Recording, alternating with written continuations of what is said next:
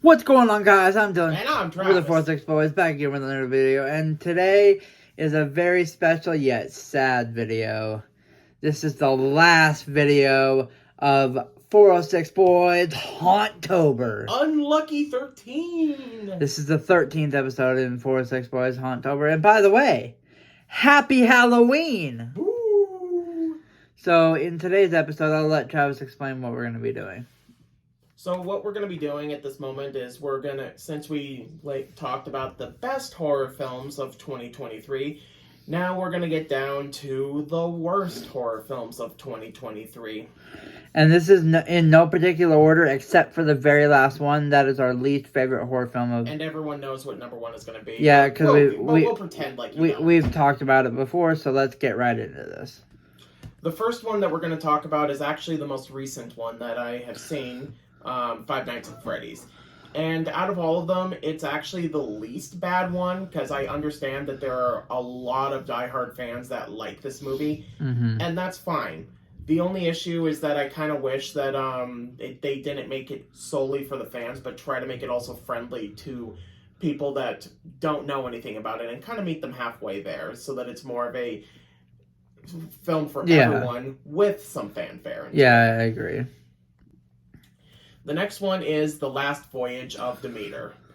It's something that had a cool concept, and that basically took that concept that had this much content into it, and then stretched it out this much. Yeah. At the point where it got repetitive at times, where it's like there's individual things I liked, but that was largely it. Yeah, exactly.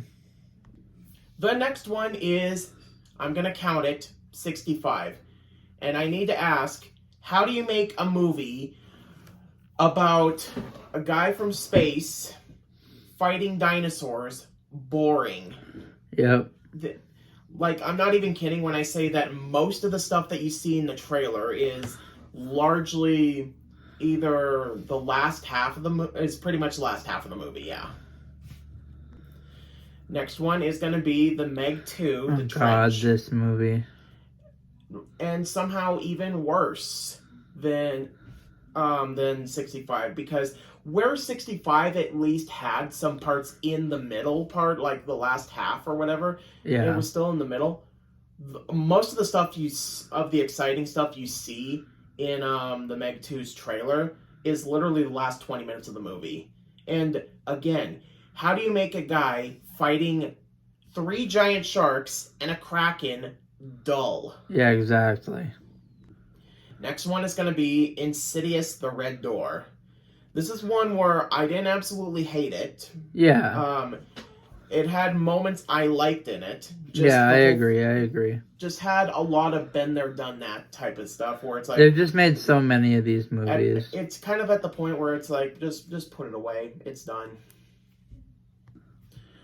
The next one is going to be Stephen King's The Boogeyman.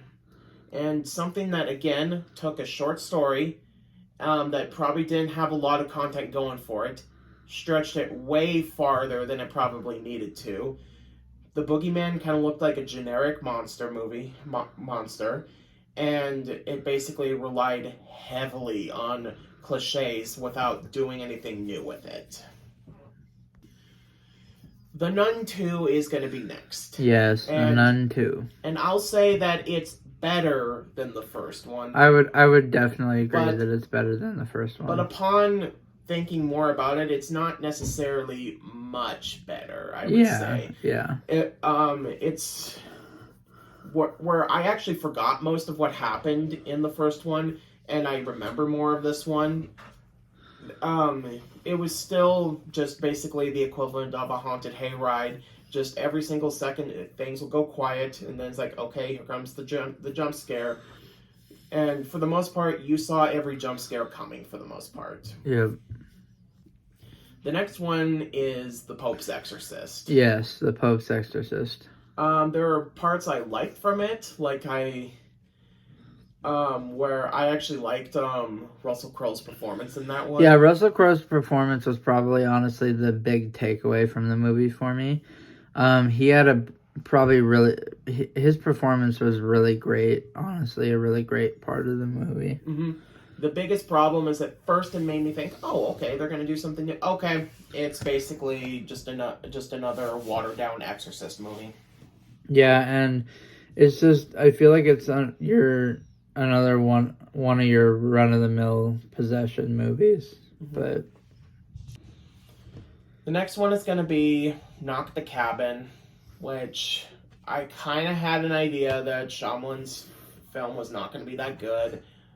And the biggest issue that I have is that it has a decent premise with it, and there's stuff in the book that the movie is based on that I actually did like.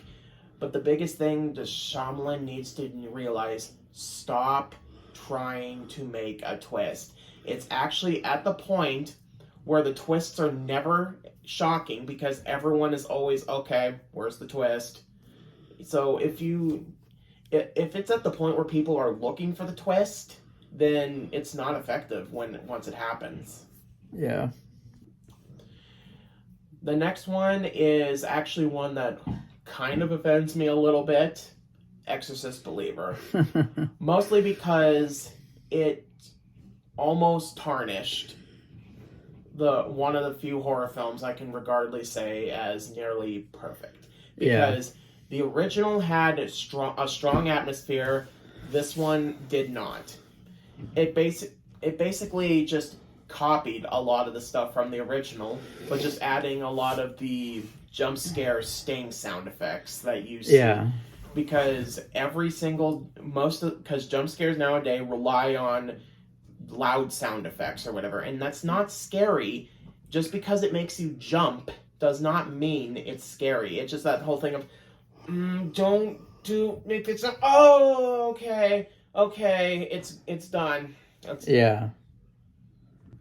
And this is our number one, and you guys should all know what it is. If you don't, I'll be a little surprised, but we'll be nice or whatever. Winnie the Pooh, Blood and Honey. Yep. And I know there are people that genuinely don't like the movie, but even the people that think that it's not that bad, you're wrong. That objectively, that is wrong. It's actually one of the worst horror films that I've ever seen. Honestly, it's actually probably the worst horror movie I've ever seen. Because basically, the movie just screams cheap and lazy. Just basically, it's like, hey, let's rely on this gimmick or whatever, and we can do whatever we want. And they can't have the excuse, well, we only had $100,000. Well, Paranormal Activity had $15,000, and they made $192,000 back, or $192 million back. So you have no excuse. I was just about to say that Paranormal Activity literally had 15% of that budget. And they made $192 million. It was just a bunch of college friends that got together for 7 days. And can I just say they only shot Paranormal Activity, the first one, in 7 days?